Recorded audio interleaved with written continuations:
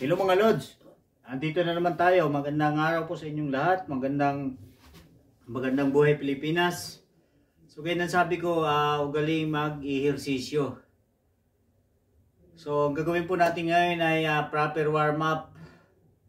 So warm up natin yung ating mga muscle before mag-doing or mag-lifting or mag-weights. So magbubuhat, so kailangan i-stretching muna yung ating katawan. So tara mga Lods, ganitong gagawin natin. So itaas mo yung kamay mo, ayan, taas, and then baba mo, tapos hawak mo dito. So ito, dapat hila mo pa likod. Touch mo dito sa iyong left shoulder. So dapat ihila mo.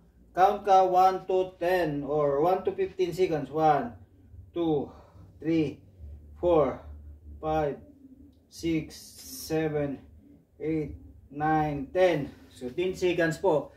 10 seconds naman dito sa kabila.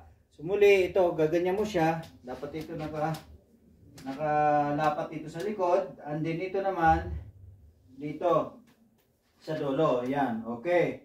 So ang gagawin natin, hilahin mo papunta rito. Hilahin nyo. So 1, 2, 3, 4, 5, 6, 7, 8, 9, 10. So, yun. Part po ng warm-up exercise before ka mag-totally exercise or mag-lifting. So, stretching. Ano ba ang nagagawa ng stretching? Ang nagagawa ng stretching sa ating katawan ay ito ay malaking tulong bago ka magbubuhat ng mga weights o ng mga mabibigat na bagay, kahit anong bagay. Ang nagagawa nito ay upang hindi ka maipitan ng mga ugat-ugat. Mga ugat-ugat kung saan lahat itong nasa katawan natin. Upper part, lower part, legs, toe, tsaka yung dito sa back. So kailangan po natin itong gawin bago mag-perform ng exercise.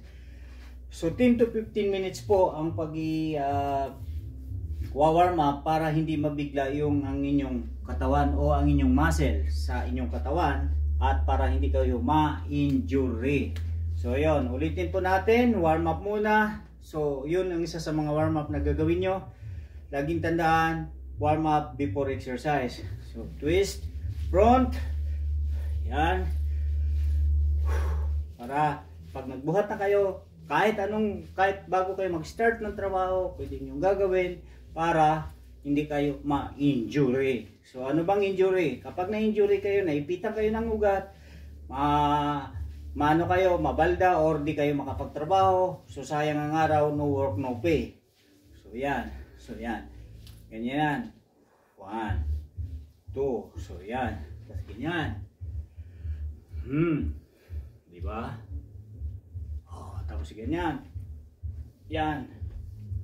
Warm up. Diba? Count to 10.